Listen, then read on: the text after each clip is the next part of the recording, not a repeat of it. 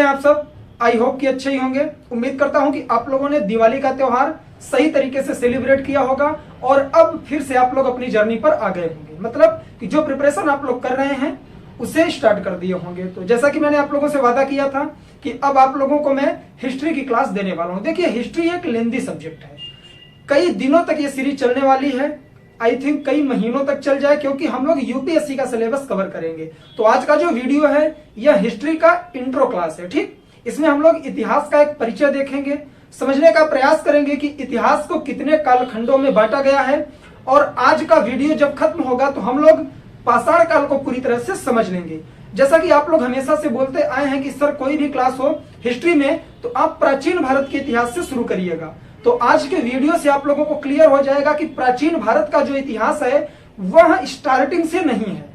Start कहां से होती है हिस्ट्री की, कैसे बनती है, क्या क्या पॉइंट बन सकते हैं, कैसे चीजें क्लियर होंगी, सब कुछ इस वीडियो में आज आप लोगों का क्लियर होने वाला है। तो बिना किसी देरी के हम लोग आते हैं टॉपिक पर और समझने का प्रयास करते हैं।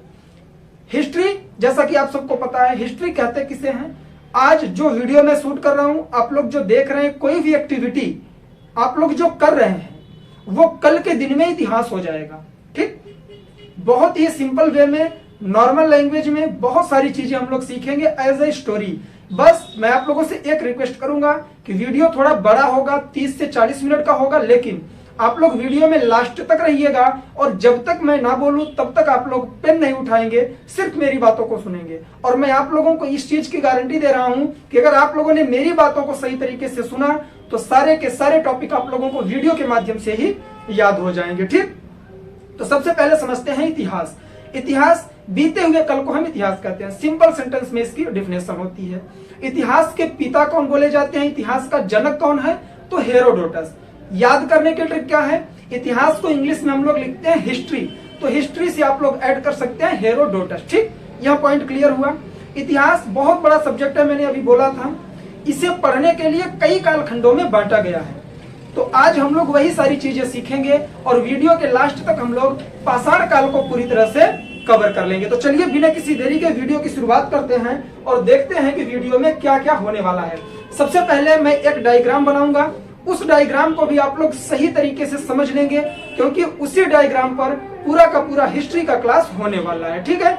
तो चलिए आते हैं। नॉइस कितनी भी होगी आप लोग उस पर ध्यान नहीं देंगे, सिर्फ मेरी बातों पर ध्यान देंगे तो चीजें क्लियर होंगी, ठीक। आप सबको पता है मेरे पास ना कोई स्टूडियो है, कुछ भी नहीं है। एक सिंपल रूम में मैं वीडियो शूट करता हूं और दिन के समय में वीडियो शूट कर रहा हूं, तो बहुत सारी बाहर की आवाजें आप लोगों तक पहुंच रही होंगी, ठीक। तो चलिए स्टार्ट करते हैं। सबसे पहले समझते हैं इतिहास। क्या इतिहास को हम लोग समझने का प्रयास करेंगे। मैंने अभी आप लोगों से बताया कि इतिहास को समझने के लिए, सिंपल लैंग्वेज में लाने के लिए कई सारे कालखंडों में बांटा गया है, ठीक है। तो चलिए हम लोग भी बांटते हैं। इतिहास को कुल 3 कालखंडों में बांटा गया है। कौन कौन से कालखंड हैं, ध्यान पूर्वक ये डायग्राम आप लोग बनाएंगे जब मैं बोलूंगा, ठीक। देखिए 3 कालखंड हैं इसके। पहले इतिहास को हम लोग बोलते हैं प्रागैतिहासिक काल, ठीक। प्रागैतिहासिक काल, इसे हम लोग बोलते हैं, ये हो गया हमारा प्रागैतिहासिक काल और ये हो गया आद्य ऐतिहासिक काल। आद्य ऐतिहासिक काल। देखिए ये जो क्लास है ना, एकदम 0 लेवल से स्टार्ट हुई है। आप लोग ध्यान पूर्वक नोट्स बनाइएगा, क्योंकि हिस्ट्री की शुरुआत ही यहीं से होती है। और तीसरा काल कौन सा है, प्रागैतिहासिक काल, आद्य ऐतिहासिक काल और ऐतिहासिक काल, ठीक है। ऐतिहासिक काल। अब बात आती है कि सर इसे क्यों बांटा गया। देखिए ये जो कालखंड है ना, पहले का जो मानव था, जैसे हम लोग हैं अभी, तो पहले आदि मानव हुआ करते थे, उन्हें किसी भी चीज का नॉलेज नहीं था, ठीक। तो इसमें कैसे निर्धारण किया गया है वो अब समझिएगा, इसके जो लक्षण है उसे लिखिएगा।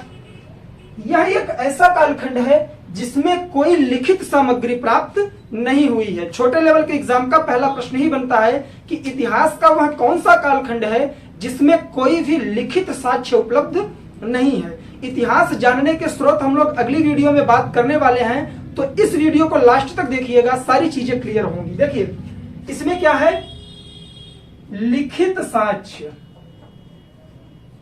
लिखित साक्ष्य उपलब्ध नहीं है, ठीक। पुरातात्विक साक्ष्य, पुरातात्विक साक्ष्य यह उपलब्ध है। यह क्या है, लिखित साक्ष्य का मतलब है कि उस कालखंड में क्या क्या गतिविधियां हुई, क्या हुआ, उसको कहीं न कहीं लिखा जाए। लेकिन वो लोग तो कहीं से कहीं तक, शिक्षा से उनका कोई संबंध नहीं था, खाना बदोश जिंदगी थी, केवल अपना पेट पालते थे वो लोग बस, ठीक। खाद्य संग्राहक थे, सारी चीजें समझेंगे। तो उन्होंने पढ़ने के बारे में सोचा ही नहीं, तो जब वो पढ़े ही नहीं तो लिखेंगे क्या, ठीक। पुरातात्विक साक्ष्य का मतलब यह है कि जैसे बहुत सारे औजार मिल जाएंगे, बहुत सारी जगह मिल जाएंगी, और उनको कार्बन डेटिंग के आधार पर उनका टाइम पीरियड निकालकर इतिहास को समझते हैं, ठीक। तो लिखित साक्ष्य, प्रागैतिहासिक काल में लिखित साक्ष्य उपलब्ध नहीं है। अब आता है आद्य ऐतिहासिक काल, ठीक।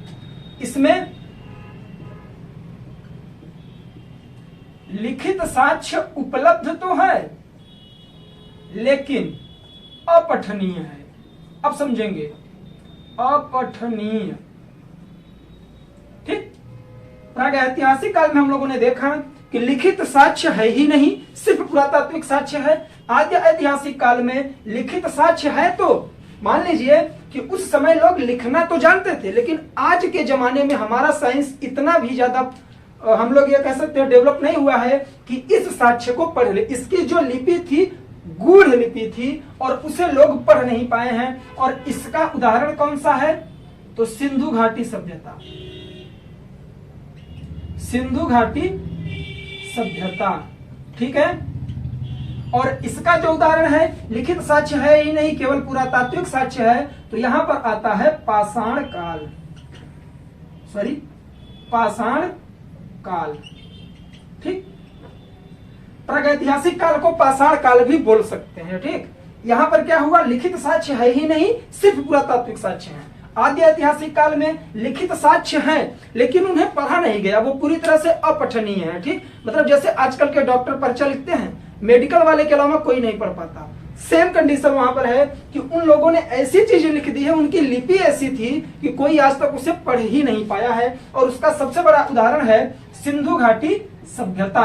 अब प्रश्न बन सकता है कि निम्न में से कौन सा कालखंड है जिसमें लिखित साक्ष्य तो मिले हैं लेकिन उन्हें पढ़ा नहीं गया है, अर्थात वह अपठनीय है। तो वह आपका कौन सा इतिहास होगा, आद्य ऐतिहासिक काल। और इसका एग्जाम्पल है सिंधु घाटी सभ्यता। सिंधु घाटी सभ्यता में लिखित साक्ष्य तो मिले हैं, उसकी लिपि भी मिली है, लेकिन उसे कोई पढ़ नहीं पाया है, ठीक। बात आती है ऐतिहासिक काल की। तो ऐतिहासिक काल में पुरातात्विक प्लस लिखित दोनों साक्ष्य उपलब्ध हैं। और यहां पर लिखित साक्ष्य उपलब्ध हैं जो पढ़े नहीं गए और पुरातात्विक भी हैं, ठीक। यह इतिहास का बेसिक क्लास है, एकदम जीरो लेवल से, ठीक। तो हम लोगों ने इतिहास को 3 कालखंडों में बांट दिया। कौन कौन सा, पहला इतिहास हम लोगों ने देखा प्रागैतिहासिक काल। उसके लक्षण क्या हैं, ऐसा कालखंड जहां पर कोई लिखित साक्ष्य प्राप्त ना हो, केवल पुरातात्विक साक्ष्य उपलब्ध हो, उसे हम लोग प्रागैतिहासिक काल बोलते हैं। आद्य ऐतिहासिक काल, लिखित साक्ष्य मिले तो हैं लेकिन उसे पढ़ा नहीं गया, अपठनीय है, मतलब उसे कोई पढ़ ही नहीं पाया, तो वह आद्य ऐतिहासिक काल है। और उसका एग्जाम्पल हो गया सिंधु घाटी सभ्यता। तीसरा कालखंड आता है हमारा कौन सा, ऐतिहासिक काल। ऐतिहासिक काल में पुरातात्विक साक्ष्य भी हैं, लिखित साक्ष्य भी हैं और उन्हें पढ़ा भी जा सका है। और इसे हम लोग 3 कालखंडों में बांटते हैं। कौन कौन सा, प्राचीन इतिहास, मध्यकालीन इतिहास और आधुनिक। अब ये जो आप लोग बोलते हैं ना कि हम प्राचीन भारत का इतिहास पढ़ेंगे या प्राचीन विश्व का इतिहास, तो यहां से शुरू होता है। यह आपका प्रागैतिहासिक काल और आद्य ऐतिहासिक काल प्राचीन भारत के इतिहास में नहीं आता है। तो पॉइंट क्लियर हो गया। इतिहास को मैं याद भी करवाऊंगा, वीडियो भले बड़ा हो जाए, क्योंकि मेरा जो मोटिव होता है आप लोगों को नोट्स बनवाना और याद करवाना। इतिहास को हम लोगों ने 3 कालखंडों में बांटा। पहला है हमारा प्रागैतिहासिक काल, जिसमें लिखित साक्ष्य उपलब्ध नहीं है, केवल पुरातात्विक साक्ष्य उपलब्ध हैं। उसका एग्जाम्पल है पाषाण काल। सेकंड पर हम लोग आए वहां पर क्या हुआ कि वहां आद्य ऐतिहासिक काल है, लिखित साक्ष्य प्राप्त हैं लेकिन उन्हें पढ़ा नहीं गया, केवल पुरातात्विक साक्ष्य के आधार पर उसका निर्धारण किया गया और उसका जो एग्जाम्पल है वह सिंधु घाटी सभ्यता है।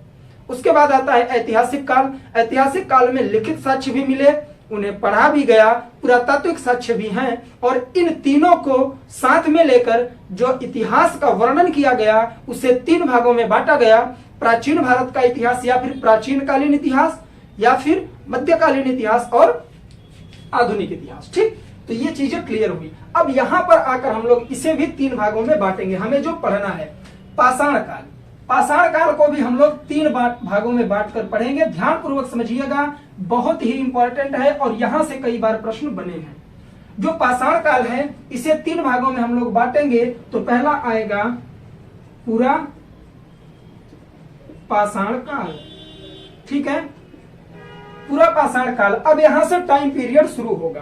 पूरा पाषाण काल का जो टाइम पीरियड है 50 लाख, इकाई, दहाई, सैकड़ा, हजार, 10,000, लाख, 10 लाख। 50 लाख से कहां तक आता है यह 10,000 ईसा पूर्व तक। ठीक, पाषाण काल को हम लोग बांट रहे हैं। पहला हुआ पूरा पाषाण काल, दूसरा हुआ मध्य पाषाण काल। मध्य पाषाण काल, केवल आप लोग अब डायग्राम बना लीजिएगा मेरे साथ ही, क्योंकि मैं भी लिख रहा हूं। ठीक, अभी मैं एक्सप्लेन करूंगा इसे। मध्य पाषाण काल का जो टाइम पीरियड है वह 9,000 से 4,000 ईसा पूर्व तक। ठीक, 4,000 ईसा पूर्व तक। आगे आते हैं तो यहां हो गया पूरा पाषाण काल, मध्य पाषाण काल और नव पाषाण काल। ठीक,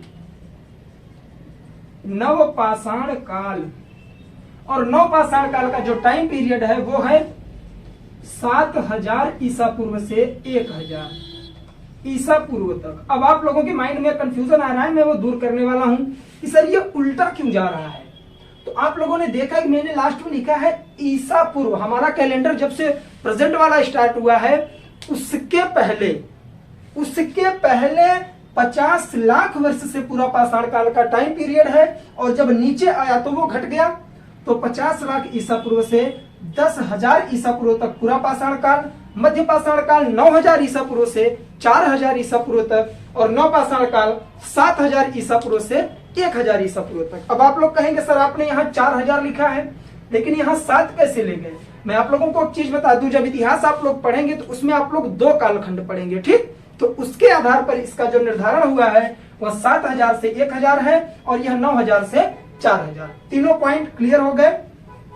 ईसा पूर्व इसलिए है, इसे हम लोग इंग्लिश में बीसी भी लिखते हैं। ठीक, बीसी, बिफोर क्राइस्ट। ठीक, मतलब ईसा मसीह का जब जन्म हुआ तभी से कैलेंडर स्टार्ट हुआ है और उसके पहले का जो टाइम पीरियड है वह उल्टा आएगा। कब तक 1,000 ईसा पूर्व तक, जब तक इनका जन्म हुआ है, जब से कैलेंडर स्टार्ट हुआ है। ठीक, तो उसके पहले जो ईसा पूर्व रहेगा वो घटते क्रम में आएगा, बढ़ते हुए क्रम में नहीं जाएगा। ठीक, तो पॉइंट क्लियर हुआ। एक बार हम लोग रिवाइज करते हैं सही तरीके से।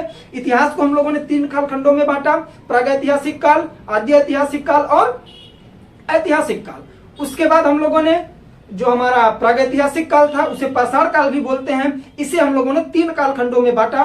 पूरा पाषाण काल जिसका टाइम पीरियड है 50 लाख वर्ष ईसा पूर्व से 10,000 ईसा पूर्व तक। उसके बाद हमारा आया मध्य पाषाण काल और मध्य पाषाण काल को हम लोगों ने बांटा 9,000 ईसा पूर्व से लेकर 4,000 ईसा पूर्व तक। उसके बाद हमारा आया नव पाषाण काल, मध्य पाषाण काल के बाद नव पाषाण काल, जिसे हम लोगों ने 7,000 ईसा पूर्व से 1,000 ईसा पूर्व तक बांटा। अभी हम लोग केवल कालखंड देख रहे हैं, उसके बाद हम लोग चीजें एक्सप्लेन करेंगे। ठीक, अब इतना पॉइंट हुआ तो हमें जो पढ़ना है पूरा पाषाण काल।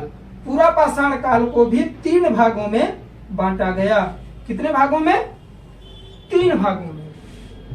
अभी हम लोग आज यहां से शुरू करने वाले हैं। 1, 2 और 3। तो जो पूरा पाषाण काल है 50 लाख ईसा पूर्व से 10,000 ईसा पूर्व तक, इसमें हम लोगों ने क्या देखा, इसके भी 3 कालखंड हैं। कौन सा? निम्न पूरा पाषाण काल, निम्न पूरा पाषाण काल और इसका जो टाइम पीरियड है, देखिए अब ये जो 3 कालखंड है ना 50 लाख ईसा पूर्व से 10,000 ईसा पूर्व के अंदर हमें बांटना है। ठीक, तो निम्न पूर्व पाषाण काल जो है वो है इकाई, दहाई, सैकड़ा, हजार, 10,000, लाख। इकाई, दहाई, सैकड़ा, हजार, 10,000, लाख, 10 लाख। 50 लाख ईसा पूर्व से कहां तक आता है ये? 50,000 ईसा पूर्व तक। ठीक,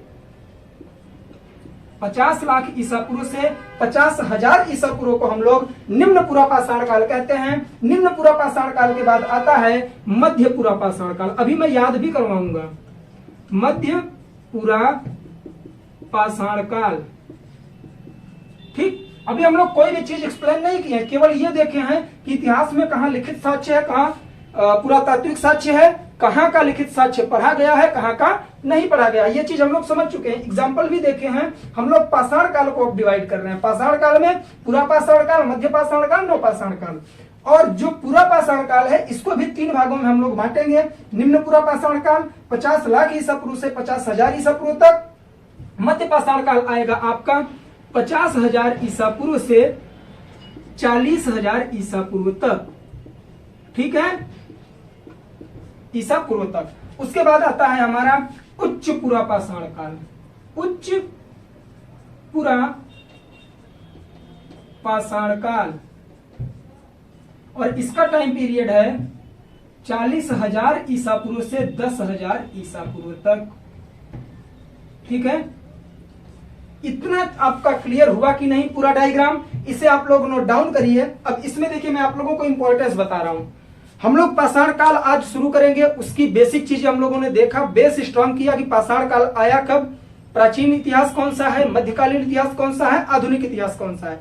इतिहास के 3 पार्टों में जो ऐतिहासिक काल है उसे हम लोग पढ़ते हैं हमेशा, लेकिन इतिहास को 3 कालखंडों में बांटा गया, प्रागैतिहासिक काल, आद्य ऐतिहासिक काल और ऐतिहासिक काल। उसमें से जो प्रागैतिहासिक काल है उसको पाषाण काल भी कहते हैं। पाषाण काल को भी हम लोगों ने 3 भागों में डिवाइड किया। पहला पूरा पाषाण काल जिसका टाइम पीरियड है 50 लाख ईसा पूर्व से लेकर कहां तक हम लोगों ने देखा, 10,000 ईसा पूर्व तक। उसके बाद सेकंड पर आया मध्य पाषाण काल जो 9,000 ईसा पूर्व से लेकर 4,000 ईसा पूर्व तक है। उसके बाद हमारा निकल के आया कौन सा, नव पाषाण काल, और नव पाषाण काल है 7,000 ईसा पूर्व से 1,000 ईसा पूर्व तक। ठीक, और उसके बाद हम लोगों ने पूरा पाषाण काल को भी 3 भागों में डिवाइड किया।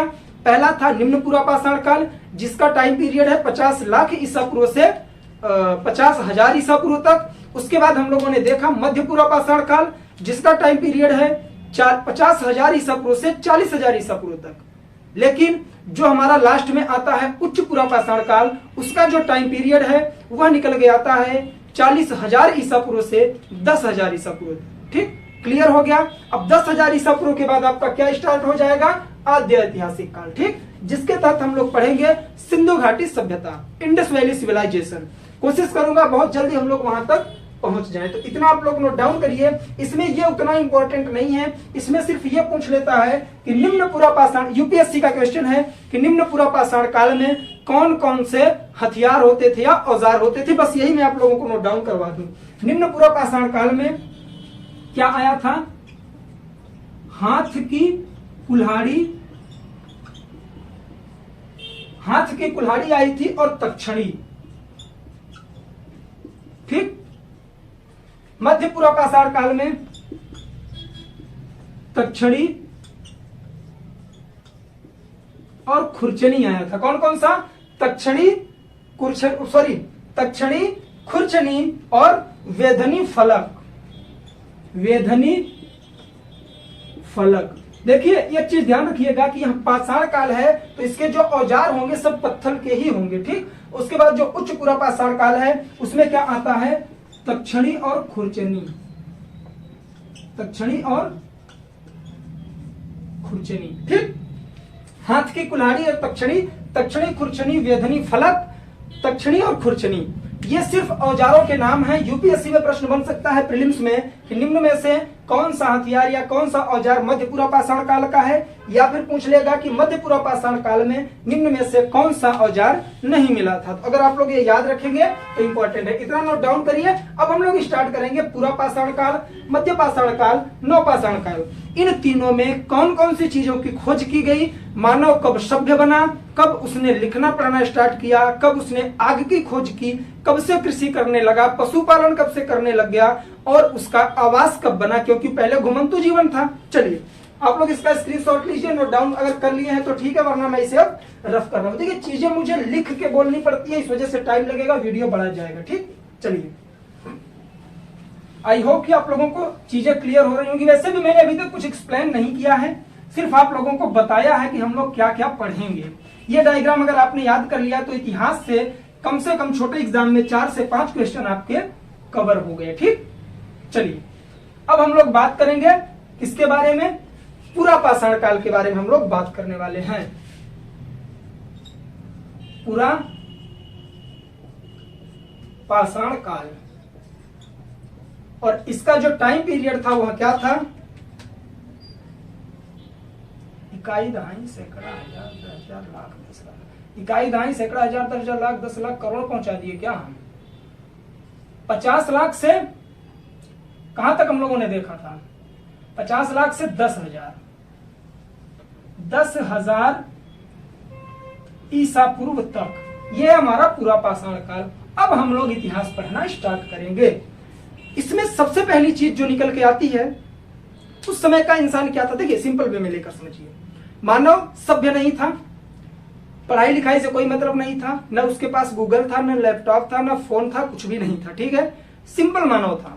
इंसान की सबसे ज्यादा जरूरी चीज क्या होती है, अपना पेट पालना, अपना पेट भरना। ठीक है, तो उस समय का जो मानव था वह पूरी तरह से क्या था, खाना बदोश जिंदगी जिया करता था। मतलब कभी यहां रहता था, जिसे हम लोग घुमंतु जीवन भी कह सकते हैं। अपने पेट की भूख मिटाने के लिए वह एक जगह से दूसरे जगह पर जाया करता था। जैसी बात है, फसल उगाना जानता नहीं था, कोई भी काम करना नहीं जानता था। तो जिस एरिया में वो लोग रहते थे, जब वहां का खाना समाप्त हो जाता था, खाना बोले तो जो जानवर होते थे उनका शिकार करते थे, जब जानवरों का शिकार करके अपना पेट पालते थे। जब वो खत्म हो जाता था तो वो दूसरी जगह पर चले जाते थे। तो पहला पॉइंट जो निकल के आया वह क्या निकला इसका, पूरा पाषाण काल में जो मानव था खाना बदोश जिंदगी जी रहा था। कैसी, खाना बदोश। ठीक है, खाना बदोश जिंदगी जी रहा था। साथ ही साथ दूसरा पॉइंट लिख लेंगे कि यहां का मानव था खाद्य संग्राहक। क्या, खाद्य संग्राहक, मतलब खाद्य पदार्थों का वो लोग संग्रह करते थे। आज के जमाने में अगर हम लोग बात करें तो लोग क्या हैं, खाद्य संग्राहक थोड़ी ना, धन संग्राहक हैं, पैसे के पीछे भागते हैं। सच्चाई है कि नहीं है, ये लोग ज्यादा से ज्यादा पैसे के पीछे भाग रहे हैं। खाद्य संग्राहक किसका पेट नहीं चल जाएगा इस समय। तो उस समय का सबसे बड़ा जो रीजन था खाद्य संग्राहक होने का, क्योंकि उन्हें किसी भी चीज की नॉलेज नहीं थी, वो सिर्फ अपना पेट भरते थे। पेट कैसे भरते थे, मैंने अभी बताया, जानवरों का शिकार करते थे, खाना बदोश था, खाद्य संग्राहक था और आखेटक था। आखेटक था। तीसरा पॉइंट ये हो गया। चौथा पॉइंट क्या निकल के आया, खाना बदोश से घूम रहा है, पेट भरने के लिए खाद्य संग्रहण भी कर रहा है, खाद्य संग्राहक हो गया, आखेटक हो गया, मतलब शिकार करके अपना पेट चलाता था। और चौथा पॉइंट जो निकल कर आया वह क्या निकला कि जब वो अपना पेट भर लिया उसके बाद क्या हुआ, उसने आग की खोज की। आग की खोज मोस्ट इंपॉर्टेंट क्वेश्चन है, ये छोटे एग्जाम्स में कई बार आता है कि आग की खोज मानव सभ्यता में कब हुई थी, तो वह हुई थी पूरा पाषाण काल में। ठीक है, देखिए पूरा पाषाण काल को समझने के लिए हम लोगों को बहुत सारी चीजों पर ध्यान देना पड़ेगा। यह आपको नहीं भूलना पड़ेगा कि इसमें पाषाण लगा हुआ है, मतलब इसमें पत्थर का प्रयोग बहुत ज्यादा मात्रा में किया जाएगा। ठीक, आग की खोज हुई। पांचवा पॉइंट निकल के आया, पत्थर के बड़े औजार। पत्थर के बड़े औजार, क्योंकि देखिए उसमें मानव सभ्य तो था नहीं कि बढ़िया बढ़िया तीर कमान बना ले या फिर बहुत अच्छे हथियार बना ले, MiG-21 बना ले, S-400 बना ले, ऐसा कुछ नहीं था। उसके पास जो चीजें थी उसी को वो अपना हथियार बना लिया। तो पत्थर के बहुत बड़े बड़े हथियार बनाता था। उसमें कोई इंजीनियर नहीं हुआ करते थे कि बढ़िया से उसको फलक वेदनी करके निकाल के सही तरीके से पत्थर से औजार बनाया जाए। ठीक, उस समय बड़े बड़े पत्थरों से जानवरों का शिकार किया जाता था। ठीक है ना, तो इस वजह से पत्थर के बड़े बड़े औजारों का निर्माण करते थे। खाना बदोश जिंदगी थी, खाद्य संग्राहक थे, आखेटक थे, और उन्होंने आग की खोज का मतलब ये नहीं कि वो रिसर्च कर रहे थे। हुआ क्या, अगर हम लोग समझने का प्रयास करें कि उस समय का मानव सभ्य तो था नहीं, क्या पता जंगल में कहीं आग लग गई हो। आग लगने का मतलब है कि आप सबको पता होगा, अगर पेड़ की जब रगड़ पड़ती है, घिसता है, तो वहां से भी आग निकलती है। पत्थर पे पत्थर मारे होंगे और जंगल था, ये घास फूस रही होगी, उसमें आग लग गई। ठीक है, आग लग गई तो जो जानवर थे वो भी जल गए होंगे। जब जानवर जल गए, उन्होंने जब उसे खाया तो उन्हें लगा यार ये तो पहले से ज्यादा स्वादिष्ट है। उसका कारण यह है कि आग में जल चुका है, तो आग उनकी आवश्यकता बन गई कि जानवरों को पकाकर खाने लग गए। बहुत सारी चीजें हो सकती है, सब हम लोग सोच सकते हैं, बस वहां कोई गया नहीं था। अगर टाइम मशीन हो, उसमें घुस के जाकर देखने का मन करता है कि यार उस समय का टाइम पीरियड क्या था, लोग कैसे रहते थे, उन्होंने कैसे अपना जीवन यापन किया, और आज जाकर यहाँ पूरा का पूरा विश्व इतना डेवलप हो चुका है। उनका जीवन कितना कठिन था, बहुत सारी चीजें ध्यान देनी पड़ेंगी आपको। ठीक, तो आग की खोज हुई, मोस्ट इंपॉर्टेंट है, याद रखेंगे। अब आते हैं हम लोग मध्य पाषाण काल में। ठीक, कहां पर हम लोग आते हैं, मध्य पाषाण काल। मध्य पाषाण काल, मध्य पाषाण काल का टाइम पीरियड क्या है, मैंने अभी आप लोगों को बताया था, 9000 ईसा पूर्व से 4000 ईसा पूर्व। ठीक, इसमें क्या किया गया, देखिए आप लोगों ने 16 संस्कार के बारे में सुना होगा। हिंदू धर्म में 16 संस्कार होते हैं। जब बच्चा जन्म लेता है तब से लेकर मृत्यु तक का उसका 16 संस्कार होता है। तो ये चीजें लोग भूलते जा रहे हैं धीरे धीरे, लेकिन इसे याद रखना चाहिए हमेशा के लिए। 16 संस्कार होते थे, उनमें से एक संस्कार अंत्योष्टि संस्कार था। अंत्योष्टि क्रिया, अंत्योष्टि क्रिया का मतलब यह है कि लाश को दफनाना या जलाना। ठीक, तो मध्य पाषाण काल से जो चीज निकल कर आई वह क्या थी, पहली अंत्योष्टि क्रिया, अंत्योष्टि क्रिया, और दूसरा निकल के आता है माइक्रोलिथ। माइक्रोलिथ का मतलब है पत्थर के छोटे हथियारों का निर्माण ये लोग करने लगे, क्योंकि मानव धीरे धीरे सभ्य होने लगा। होता नहीं है, अभी आप जिस एज में हो उससे 10 साल पहले सोचो आप क्या करते थे, कुछ भी नहीं करते थे। ना तो गूगल था, ना फ्री का डाटा था, कुछ भी नहीं था। लोग घर में बैठे रहते थे, पेड़ों के नीचे बैठे रहते थे, कोई ऐसी आपस में बातें करते थे, कोई नॉर्मल काम ही करते थे या फिर खेलते थे। लेकिन आज किसी को आप ना तो ग्राउंड में खेलते हुए देखेंगे, गांव की बात कर रहा हूं ज्यादातर, ना किसी के पास बैठते हुए देखेंगे। फ्री का वाईफाई जियो मिल रहा है, आराम से डाटा में लगे हुए हैं। ठीक, तो उस समय क्या था कि वो धीरे धीरे जब सभ्य हुए तो पहले हम लोगों ने क्या देखा, पत्थर के बड़े औजार वो यूज करते थे पूरा पाषाण काल में। लेकिन मध्य पाषाण काल में उन्होंने क्या किया कि अब वो पत्थर के छोटे हथियार यूज करने लग गए। ठीक, जैसे हमने अभी बात की आप लोगों से, क्या था, तक्षणी, कुर्छणी और हाथ की कुल्हाड़ी हो गई, वेधनी हो गई, इन सब का निर्माण वो करने लग गए। तो मध्य पाषाण काल से ये 2 इंपॉर्टेंट फैक्ट निकल के आते हैं, आप लोग याद रखेंगे। इसे आप लोग नोट डाउन करिए, मैं रफ करूंगा, क्योंकि अब हम लोग जो पढ़ने जा रहे हैं नवपाषाण काल बहुत ही इंपॉर्टेंट है, और वहां से बहुत सारी चीजें निकल के आएंगी। इंडिया के मैप के माध्यम से भी मैं आप लोगों को समझाने का प्रयास करूंगा। ठीक है, चलिए इसे आप लोग नोट डाउन कर लीजिए। वीडियो ज्यादा बड़ा हो सकता है क्योंकि चीजें एक्सप्लेन करनी पड़ती हैं, और मुझे जहां तक लग रहा है ये पहली क्लास है। जैसा भी होगा आप लोग अपना फीडबैक कमेंट बॉक्स में देंगे। मैं नोट्स बनवा रहा हूं आप लोगों का, जितनी क्लासेस आपको मिलेंगी, जहां ये क्लास स्टॉप होगी वहीं से आपकी नेक्स्ट क्लास स्टार्ट होगी। ठीक, तो टेंशन नहीं लेंगे आप लोग। मैंने आप लोगों से पहले भी बताया था, मैं पीडीएफ भी तैयार कर चुका हूं। जैसे ही यह पूरा का पूरा लेक्चर खत्म होगा, मतलब कि पूरा हिस्ट्री खत्म होगा, तभी मैं आप लोगों को पीडीएफ दूंगा। उसके पहले मैं पीडीएफ नहीं दूंगा, इसके लिए आप लोग लास्ट तक बने रहेंगे। चलिए आते हैं थर्ड पॉइंट पर, और थर्ड पॉइंट में हम लोग बात करते हैं किसके बारे में, नवपाषाण काल। ठीक, नवपाषाण काल। नवपाषाण काल का टाइम पीरियड हम लोगों ने क्या देखा था, 7000 से 1000 ईसा पूर्व तक, 1000 ईसा पूर्व तक। ठीक, अच्छा आप लोग एक बात बताइए, यह जो पाषाण काल हम लोग पढ़ रहे हैं, इतिहास के कौन सा भाग है यह? इतिहास को हम लोगों ने स्टार्टिंग में 3 भागों में बांटा था ना। पहला था प्रागैतिहासिक काल, दूसरा आद्य ऐतिहासिक काल और तीसरा ऐतिहासिक काल। तो हम लोग आद्य ऐतिहासिक काल को ही पाषाण काल बोलते हैं, ठीक। और पाषाण काल को हम लोगों ने 3 भागों में डिवाइड किया है, पूरा पाषाण काल, मध्य पाषाण काल जो हम लोग पढ़ चुके हैं। अब हम लोग देख रहे हैं नवपाषाण काल। इसका टाइम पीरियड 7000 से 1000 ईसा पूर्व। अब 1000 के बाद आद्य ऐतिहासिक काल शुरू हो जाएगा, जो प्रागैतिहासिक काल के बाद आता है, जिसमें आपको मिलेगा सिंधु घाटी सभ्यता, ठीक। तो आज के वीडियो में हम कोशिश करेंगे कि हमारा जो पाषाण काल है खत्म हो जाए और नेक्स्ट वीडियो में हम लोग सिंधु घाटी सभ्यता को देखेंगे, ठीक। और उसके बाद देखेंगे कि इतिहास को जानने के स्रोत कौन कौन से, जैसे अभिलेख हुआ, मूर्तियां हुई और साहित्य हुआ, ग्रंथ हुए, उन सब के बारे में समझेंगे। चलिए पहले पॉइंट पर आते हैं।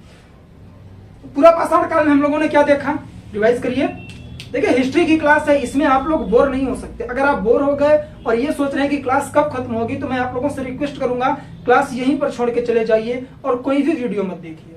अगर आपको देखना है, मैं इतनी मेहनत करके चीजें एक्सप्लेन कर रहा हूं, ध्यानपूर्वक समझिए और इसका यूज करिए, चीजें याद करिए। चलिए, पाषाण काल को हम लोगों ने 3 भागों में बांटा, पूरा पाषाण काल, मध्य पाषाण काल और नवपाषाण काल। पूरा पाषाण काल उसका टाइम पीरियड था 50 लाख ईसा पूर्व से कहां तक, 50 लाख ईसा पूर्व से 10,000 ईसा पूर्व तक, ठीक। और उसमें हम लोगों ने क्या देखा पूरा पाषाण काल में? पूरा पाषाण काल में हमने देखा कि जो मानव था वह खानाबदोश जिंदगी जी रहा था, सिर्फ अपना पेट पालता था, खाद्य संग्राहक था, आखेट करता था। आखेट का मतलब शिकार किया करता था। आग की खोज उसने कर ली थी। आग की खोज, जैसे मैंने बताया, कोई कॉन्सिडेंट हुआ होगा, अचानक से आग लगी होगी, जानवर जले होंगे, लोगों ने उसे खाया तो उन्हें टेस्ट अलग मिला, तो वो आग जलाने लगे, ठीक। उसके बाद उन्होंने क्या किया, अगर एक चीज की हम लोग बात करें तो वह निकल के आता है कि आग की खोज के बाद उन्होंने सबसे पहले खानाबदोश थे, खाद्य संग्राहक हुए, आखेटक हुए, आग की खोज की। हाँ, इतने पॉइंट थे, उसे आप लोग जरूर याद रखिएगा, ठीक। आगे बढ़ते हैं। आता है हमारा कौन सा, मध्य पाषाण काल। और मध्य पाषाण काल में हम लोगों ने देखा कि लोग 16 संस्कार में से एक संस्कार वहां का मिलता है जो अंत्येष्टि क्रिया था। अंत्येष्टि संस्कार मतलब लाश को दफनाना या फिर जलाना। उसके साथ ही साथ माइक्रोलिथ का उपयोग करने लगे वो लोग, बड़े पत्थर के औजार की जगह वो छोटे पत्थरों के औजार बनाने लगे, ठीक। तो यहां तक हम लोगों ने पढ़ा किसे, पूरा पाषाण काल, मध्य पाषाण काल। मैं बार बार बोल रहा हूं, रीजन यह है कि आप लोगों को याद करना है। हिस्ट्री एक ऐसा सब्जेक्ट है, अगर वीडियो के साथ याद करेंगे तो याद होगा, रट्टा मारने से कुछ नहीं होगा, ठीक। चलिए नवपाषाण काल में आते हैं। अब नवपाषाण काल में यह हुआ कि मानव धीरे धीरे सभ्य होने लगा। सभ्य होने के पीछे रीजन मैं आप लोगों को बताऊंगा। इसमें उसने कृषि करना भी प्रारंभ कर दिया था, पशुपालन भी करने लग गया था, स्थायी निवास हो गया था। खानाबदोश जो उनकी जिंदगी थी कि अपना पेट भरने के लिए, अपनी भूख मिटाने के लिए वो लोग एक जगह से दूसरी जगह पर रहा करते थे। लेकिन जब हमारा नवपाषाण काल आया तो वो स्थायी हो गए। स्थायी होने का सबसे बड़ा रीजन है कृषि। अगर आप कृषि करने लगेंगे तो आपको स्थायी होना पड़ेगा। ऐसा नहीं है कि आप कहां पर हैं, प्रयागराज में हैं और यहां से रहकर आप खेती कर लीजिए कहीं दूसरे स्टेट में या फिर किसी और डिस्ट्रिक्ट में, तो आने जाने में बड़ी असुविधा होगी आपको और कोई भी कृषि आपकी नहीं हो पाएगी, ठीक। तो इस वजह से उन्होंने क्या किया, कृषि करना प्रारंभ किया। और कृषि करना भी वो अचानक से नहीं हुआ कि अरे चलो कृषि करते हैं, उन्हें तो पता भी नहीं था इसके बारे में। अचानक ऐसी चीजें हुई कि उन्हें लगा कि हमें खेती करनी चाहिए। वो क्या हुई समझाते हैं मैं आप लोगों को, ठीक। नवपाषाण काल का टाइम पीरियड आप लोगों ने देखा, पहले लिख लेते हैं फिर समझेंगे। पहला पॉइंट, यहां का जो मानव था वह खेती करने लगा। खेती करने लगा या कृषि करने लगा, ठीक। कृषि में भी कई पॉइंट बनेंगे। सबसे पहले उसने क्या उगाया, तो जौ। जौ को पहले यौ बोलते थे, ठीक। उसने सबसे पहले जौ की खेती की, जौ और गेहूं उगाना शुरू कर दिया। कहां पर, ये खेती के बारे में हम लोग बात कर रहे हैं, फसल के बारे में। यह स्थान है मेहरगढ़। कौन सा, मेहरगढ़ में, मेहरगढ़ में सबसे पहले लोगों ने कृषि करना प्रारंभ कर दिया। और उसके बाद यह स्थान देखिए जो है ना, कहां पर है, तो सुलेमान और किरथर। सुलेमान, यहां पहाड़ी लिख देता हूं मैं, सुलेमान और किरथर पहाड़ियों के बीच में क्या पड़ता है, मेहरगढ़। मेहरगढ़ में इन्होंने खेती करना प्रारंभ किया सबसे पहले। ठीक, खेती करने के पीछे इनका रीजन था, वो भी मैं बताऊंगा वीडियो के लास्ट में। वीडियो अब ज्यादा देर का नहीं है, 10-15 मिनट का है, तो ध्यान पूर्वक पढ़िएगा बस। पहला हुआ खेती, दूसरा हुआ स्थायी आवास। मानव जैसे घुमंतु था, खानाबदोश था, अब वो स्थायी रहने लगा और इसने क्या किया, गर्तावास। ऐसा नहीं था कि महल बना के रहने लग गए, गड्ढा खोदते थे और उसमें ऊपर से ढक्कन लगाया करते थे, कुछ भी रख के, पत्थर के शिला बड़ी बड़ी रख के उसे ढक देते थे और उसमें रहा करते थे। एक तरह से वो स्थायी हो गए, एक जगह रहने लग गए। ठीक, और यह कहां पर हुआ, जेके, जम्मू कश्मीर के बुर्ज होम में। ठीक, ये सारी चीजें आपको याद होंगी। अब यहीं पर मैं पहले आप लोगों से प्रश्न पूछूंगा। सबसे पहले खेती कहां पर हुई, मेहरगढ़ में। किन स्थान पर, तो मेहरगढ़, किरथर और सुलेमान पहाड़ियों के बीच में। अभी मैं मैप में बताऊंगा, लास्ट तक रहिएगा, मैप भी दूंगा। ठीक, किरथर और सुलेमान पहाड़ियों के बीच में खेती करना स्टार्ट किया मानव ने, और सबसे पहले उन्होंने जौ और गेहूं की खेती की। ठीक, इतना क्लियर हुआ। जब वो खेती करने लगा तो उसे स्थायी होना पड़ा, क्योंकि खेती एक जगह से दूसरी जगह हो नहीं सकती। तो उसने सबसे पहले गर्त आवास बनाया, नीचे गड्ढा खोदकर उस गड्ढे में वो लोग रहते थे और ऊपर से पत्थर वगैरह रख के उसे ढक देते थे। तो गर्तावास का निर्माण किया उसने सबसे पहले। कहां पर, कश्मीर के बुर्ज होम में। ठीक, 2 पॉइंट क्लियर हुआ। उसके बाद बात आई, अगर ये लोग रहने लग गए तो ये पशुपालन भी करने लग गए, क्योंकि आसपास में पशु बहुत घूमा करते थे। ठीक है ना, तो उसका पालन भी करने लगे ये लोग। और सबसे पहले इन्होंने किसे पाला, कुत्ता। बहुत ही चापलूस जानवर होता है, मानव से अट्रैक्ट हुआ और पहली बार मानव ने कुत्ता पालना शुरू किया। प्रश्न आप लोगों से बन सकता है कि मानव ने पशु पालन स्टार्ट किया तो सबसे पहले उसने किस पशु को पालतू बनाया, तो गाय, भैंस, बैल, बकरी, बछड़े कुछ नहीं थे उस समय। सबसे पहले उन्होंने कुत्ते को पालना स्टार्ट किया। तो यह प्रश्न बना है कई बार। ठीक, पशुपालन स्टार्ट हुआ मतलब कुत्ते का पालन करने लग गए वो लोग। ठीक है, इतनी सारी चीजें हो गई। चौथा पॉइंट क्या निकल के आता है, खेती करना सीख गए, स्थायी आवास हो गया उनका, पशुपालन करने लग गए और तांबे की खोज उन्होंने की। आपने पढ़ा होगा जो लोहा है ना, आयरन, सिंधु घाटी सभ्यता तक लोहे का कोई भी साक्ष्य नहीं मिला है। वहां लोहा नहीं, वहां तांबा मिलता था, जस्ता मिलता था, टीन मिलता था, ठीक, कांसा मिलता था।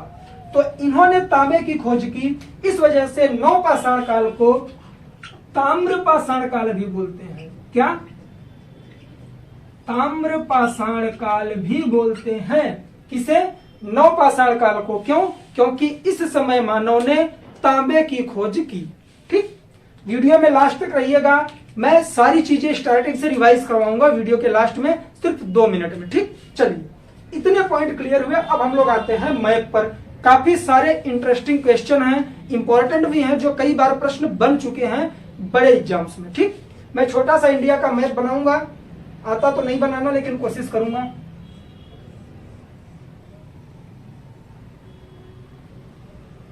ठीक, जितने की जरूरत है बस उतना ही बनाऊंगा।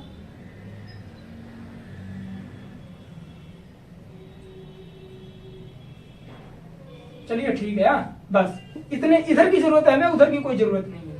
देखिए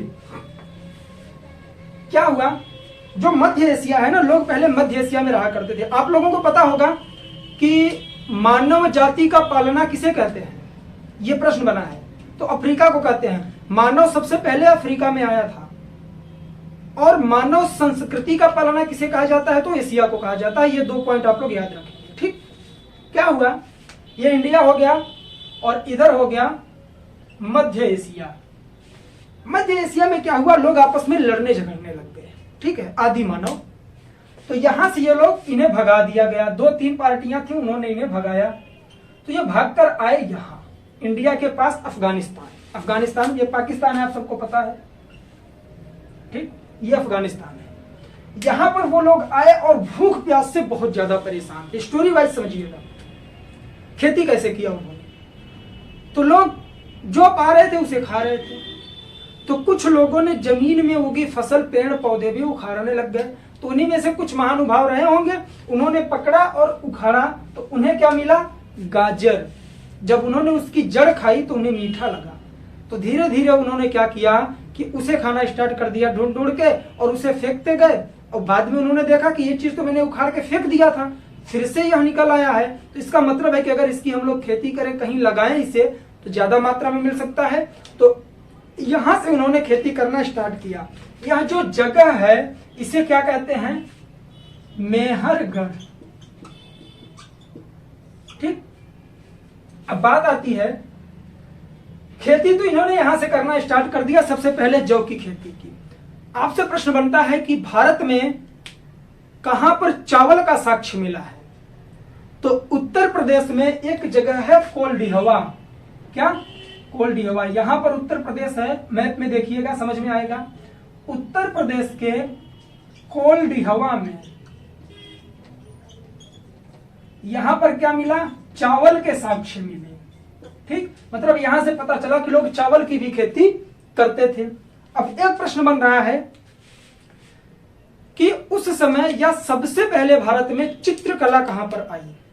चित्रकला सबसे पहले कहां पर हुई, तो वह मध्य प्रदेश के भीमबेटका में हुई थी। भीमबेटका की गुफाएं आप लोग जानते होंगे, वहां पर चित्र बहुत सारे बनाए गए हैं। अब आप लोग कॉमन सेंस की वजह से, इतनी देर से मैं क्लास ले रहा हूं, एक क्वेश्चन का आंसर दीजिए कि उस समय जब मानव ने चित्रकारी की तो क्या बनाया होगा। ध्यानपूर्वक सोच के, वो शिकार करते थे, पशुओं की वजह से उनका पेट भरता था शिकार करके, तो उन्होंने सबसे पहले किसका चित्र बनाया होगा। उन्होंने सबसे पहले पशुओं का चित्र बनाया, जानवर का चित्र बनाया। प्रश्न बनता है कहां पर, यह हो गया उत्तर प्रदेश और यह है आपका मध्य प्रदेश। मध्य प्रदेश के भीमबेटका, भीमबेटका में सबसे पहले चित्रकला आती है। क्या, चित्रकला। चित्रकला का मतलब ये नहीं बहुत बड़ी बड़ी डिजाइन है, ऐसे मान लीजिए उन्होंने ऐसे किया, ऐसे कर दिया। ये चित्र आप लोग भीमबेटका में देख सकते हैं। मैंने तो थोड़ा और खतरनाक बना दिया है। इसे उन्होंने बना दिया हाथी, और यहां पर बना दिया एक इंसान, जैसे आप लोग कार्टून में बनाते हैं, और इसके हाथ में ऐसे औजार पकड़ा दिया कि जानवर का शिकार करता हुआ व्यक्ति। उस समय शिकार ही बहुत ज्यादा हुआ करता था। ठीक, तो सबसे पहले इंपॉर्टेंट फैक्ट यह है कि चावल के साक्ष्य कहां मिले, तो उत्तर प्रदेश के कोल्डिहवा में। यह सब नवपाषाण काल की बातें हैं। और चित्रकला सबसे पहले कहां पर मिली, तो वह मध्य प्रदेश के भीमबेटका में। अब बात आती है कि सबसे पहले मानव कंकाल कहां पर मिला। कहां पर मिला था, पता होगा आप लोग कमेंट करिएगा। यहां पर आज का जो चेन्नई है, पहले मद्रास हुआ करता था। ठीक है, मद्रास में एक जगह था पल्लव रण, पल्लव रण में मिला है। देखिए ये लोग उस समय तो ना पल्लव वंश था, ना कुषाण वंश था, कोई नहीं था। लेकिन यहां पर मद्रास में पल्लव राजवंश ने काफी दिनों तक शासन किया था। ये हम लोग कहां पढ़ेंगे, मेडाइवल में पढ़ेंगे। ठीक है, तो इस वजह से, या एंशिएंट में ही हम लोग पढ़ेंगे। तो पल्लव रण के नाम से यह फेमस है। पल्लव राजवंश वहां पर हुआ करता था मद्रास में। यहां पर क्या मिला, मानव कंकाल। मानव कंकाल सबसे पहले मानव कंकाल कहां पर मिला, तो हम मद्रास के पल्लव रण में मिला। आज का मद्रास जिसे चेन्नई बोलते हैं। ठीक, ये 3 पॉइंट हो गए। अभी मैंने आप लोगों को बताया क्या, गर्त आवास। तो भारत में सबसे पहले गर्त आवास का साक्ष्य कहां पर मिलता है, तो जम्मू कश्मीर के किस स्थान पर, मैंने अभी आप लोगों को बताया था, बुर्ज होम। बुर्ज होम में क्या मिला, गर्तावास। ठीक, ऐसे मैप बनाकर चीजें याद रखेंगे। यार सबमिट गया क्या, कोल्डिहवा, चावल, इतने पॉइंट निकल के आए। कौन कौन से, सबसे पहले मानव ने खेती कहां पर की, मेहरगढ़ में। किरथर और सुलेमान पहाड़ियों के बीच में किस फसल की खेती की, तो जौ की, जिसे पहले यौ बोलते थे। जौ और गेहूं उन्होंने उत्पादित किया। भारत में सबसे पहले चावल के साक्ष्य कहां पर मिले, तो उत्तर प्रदेश के कोल्डिहवा में। भारत में सबसे पहले चित्रकला का साक्ष्य कहां पर मिला, मध्य प्रदेश के भीमबेटका में। भारत में सबसे पहले आवास कहां पर मिला, तो गर्त आवास मिला जम्मू कश्मीर के बुर्ज होम में। भारत में सबसे पहले मानव कंकाल के साक्ष्य कहां पर मिले, तो वह मद्रास जो वर्तमान में चेन्नई है वहां के पल्लवरन में। ठीक, इतने पॉइंट क्लियर हुए। मानव जाति का पालना किसे कहा जाता है, अफ्रीका महाद्वीप को। मानव संस्कृति का पालना किसे कहा जाता है, एशिया महाद्वीप को। इतने सारे पॉइंट क्लियर हुए। तो आज के वीडियो में हम लोगों ने कहां तक देखा, पाषाण काल को पूरी तरह से खत्म कर दिया। कोशिश करूंगा कि नेक्स्ट वीडियो में मैं आप लोगों को बताऊं इतिहास को जानने के स्रोत। ठीक है, कल से हमारा इतिहास स्टार्ट होगा सही तरीके से। आज हम लोग सिर्फ नॉर्मल चीजें देखा है, पाषाण काल को समझा है। उसके बाद हम लोग देखेंगे सिंधु घाटी सभ्यता, इंडस वैली सिविलाइजेशन। बहुत ही इंटरेस्टिंग होने वाला है। यह पहला वीडियो है, चीजें मैंने कोशिश की है एक्सप्लेन करने की, कहां कमी रह गई है आप लोग कमेंट करके बताएंगे। जैसा आप लोगों का फीडबैक होगा वो मैं आप लोगों का स्वीकार करूंगा और